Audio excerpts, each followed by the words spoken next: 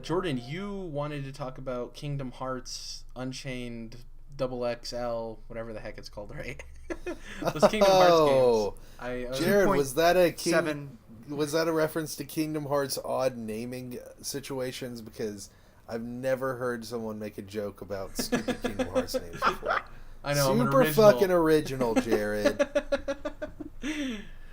Oh, so this topic is about Kingdom Hearts. It's going to be kind of a two-parter here. First, we're just going to talk about Kingdom Hearts in general. And, yeah, I'm glad you brought up the whole naming situation. The naming convention is one thing, and I'm going to get to that in just a second. What I want to break down right now is the fact that for some fucking reason, everyone loves to just shit all over Kingdom Hearts. Let's just shit all over Kingdom Hearts. Let's shit all over the names. Let's shit all over the fact that they, have all these spin-offs and there hasn't been a mainline title in like 10 years. Let's shit over the fact that it's all kiddie and it's got all these Disney worlds in it, even though all us motherfuckers actually love Disney and we sing Let It Go in the mirror when no one else is watching. Anyways, what I'm saying right now is everyone loves to shit on Kingdom Hearts, and for reasons that they love other franchises. Now, let me break this down. Kingdom Hearts Unchained Chi is the word you were looking for, Jared. There's also, released last month, there was Kingdom Hearts 2.8 Final Chapter Prologue. It's not that hard. It's only 3 words. And see, the thing is, it's Japanese. That's what the Japanese developers do. There's tons and tons of Japanese games that come out every year with weird-ass names, with names that are English words that are like Metal Gear Solid Revengeance, for example. Japanese developers love to just take English words and jam them up together and make a new one, and then make it a video game title. That's not new to Kingdom Hearts. Second of all, this whole thing about the lore, the lore is too deep, the lore is so thick, all these games spun off on different platforms, I've got to have a 3DS and all the PlayStation systems. It's like, check it out, dude. You're going to talk about any other franchise in history of video games, and it also has tons of deep lore, spin-offs on other platforms. It also has a long-spanning, let's say for Metal Gear Solid, for example. Metal Gear Solid, you'd have to have a PSP, a PS3, a PS1. You'd have to have some Nintendo consoles if you wanted to play some of the spin-offs. It's just how video game franchises are. I don't understand why people just think, because it's Disney crossed over with Final Fantasy, they're not allowed to have lore. They're not allowed to have a deep franchise lore that people can go look up on their own wiki site and get involved in and get interested in. They're not allowed to have that because it's a stupid crossover. All right, let me jump in here. Because I know Jared said at the top of the show that I am a Kingdom Hearts fan in arms with you. Can you at least admit the concept's stupid? Because I like the games, but the concept behind the games is still idiotic to me, and it always has been. But that's also kind of the reason why I love it, is because I know that it's stupid. I'm like, this game's really dumb, but it's fun, and I have fun with it because of that. Crossing Final Fantasy over with Disney makes no sense at all, but somehow it works. I don't know how. Stupid. I think it's like this. I think it's partially has to do with it being, like anime focused and very Japanese.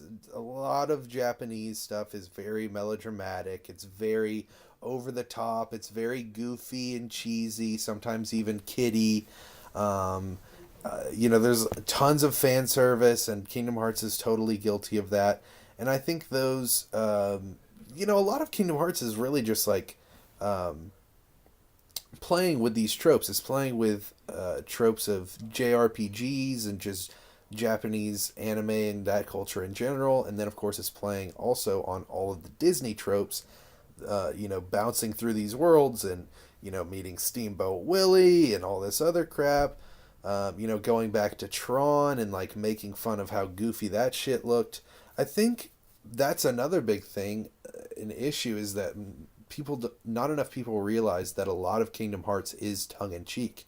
A lot of Kingdom Hearts is realizing that, yeah, this is goofy as hell. Like Final Fantasy, Literally, you know, yeah. this uber Japanese RPG series, and then Disney, you know, this goody two shoes animation film company come together.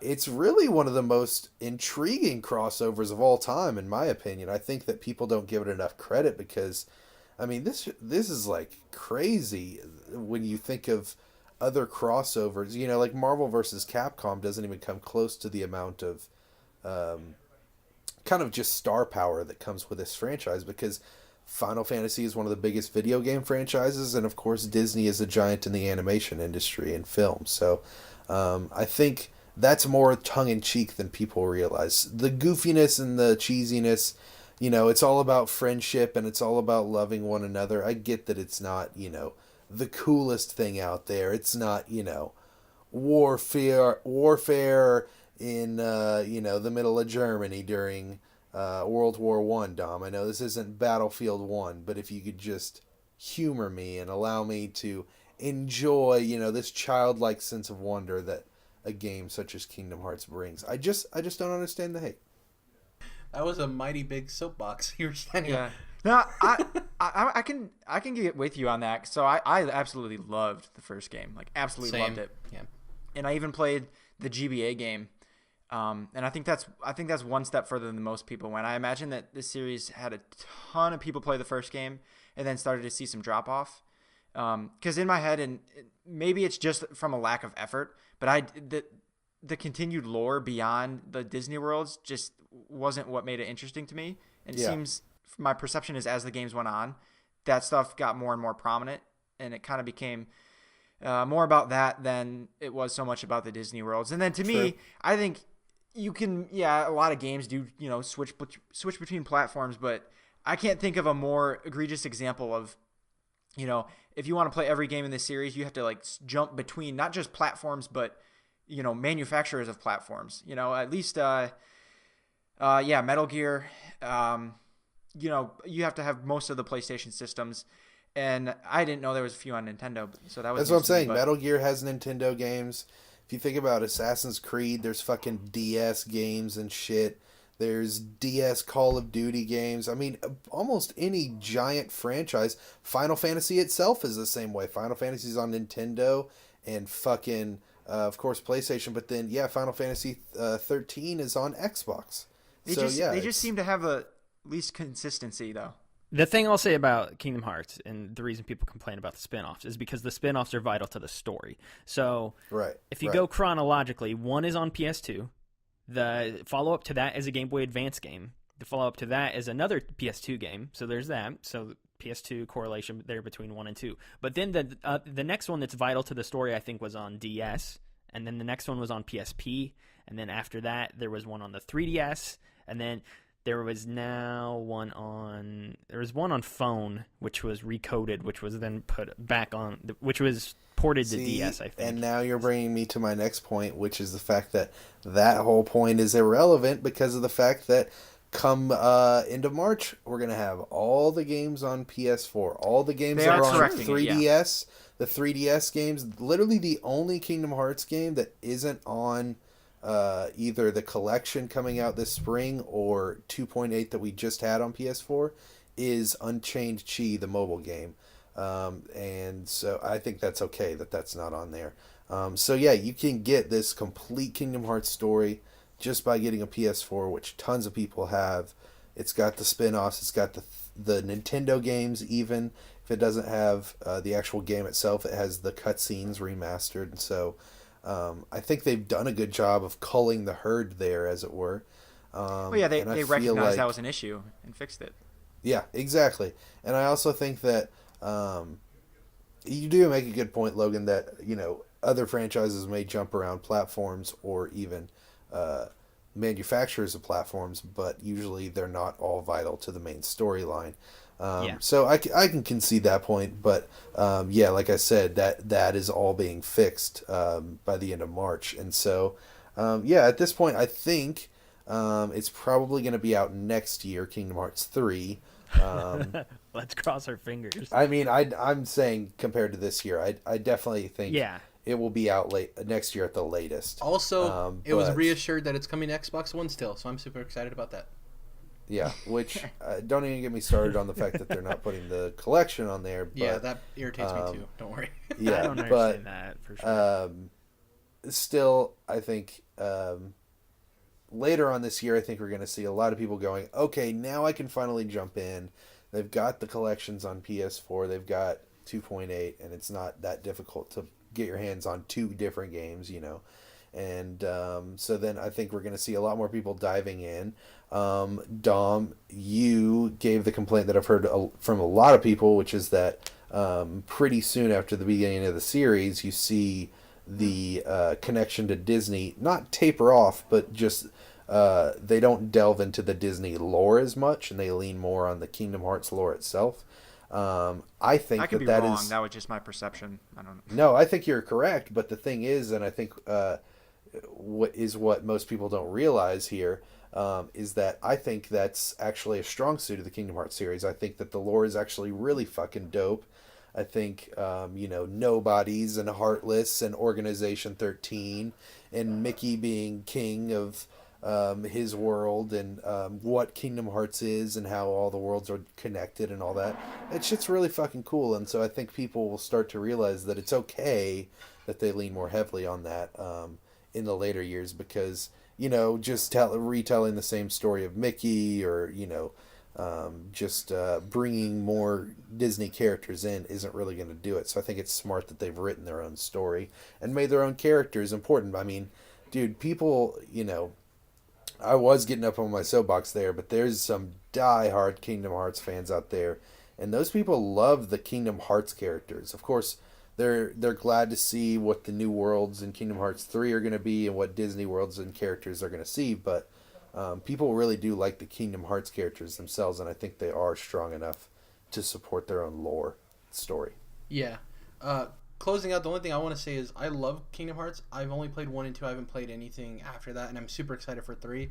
My only problem with Kingdom Hearts is I think it's a very... I'm not speaking towards the quality of the games, but I think it's a very mismanaged IP and franchise. I think if they would have handled it with a little bit better care, I think Kingdom Hearts could easily be bigger than Final Fantasy to a wider audience. I think Kingdom Hearts could have easily played to a lot more people than Final Fantasy. I think it was a lot more tangible to the average gamer, and it's a whole Final Fantasy thing and like a bunch of things Square Enix does where there's a big gap between games coming out, and it just like poorly mismanaged in my opinion. And I think if they would have took a little bit more care to bringing out full Kingdom Hearts experiences, I think they could have hit on all cylinders and made this way bigger than it is, because like there are a lot of diehard Kingdom Hearts fans, but I don't think it's anywhere near the popularity it could have easily been after the first one.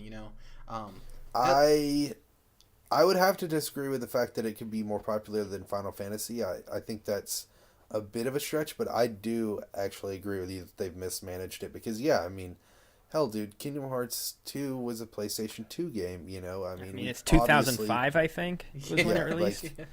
We should have had Kingdom Hearts 3 a long ass time ago. Especially because the weird thing is like they teased Kingdom Hearts 3 subtly at the end of Kingdom Hearts 2. Yep. So that tease has been 13 years in waiting. So it's really strange. The only reason, Jordan, I say it had a chance to be bigger than Final Fantasy is because Disney's bigger than Final Fantasy. Because the Disney, But... And I'm not saying it would have been, but it definitely had the possibilities, and especially if you handled them. If they had a great marketing team, dude, you could have sold that to so many kids. Like, I'm excited for Kingdom Hearts 3. I make fun of the names, and I know it's not original, but it's just like, it's an easy poke. But like, none of the other stuff you said that people poke fun at, I see in Kingdom Hearts. I think it's a great franchise. I think it is a little ludicrous, but in a very fun way. I mean, it's video games, right? But I'm like super excited. I think it knows that. One of the coolest weapons in video games are Keyblades. Hands down. Yes. That's another thing is people do not give enough credit to how awesome Keyblades are. Yep.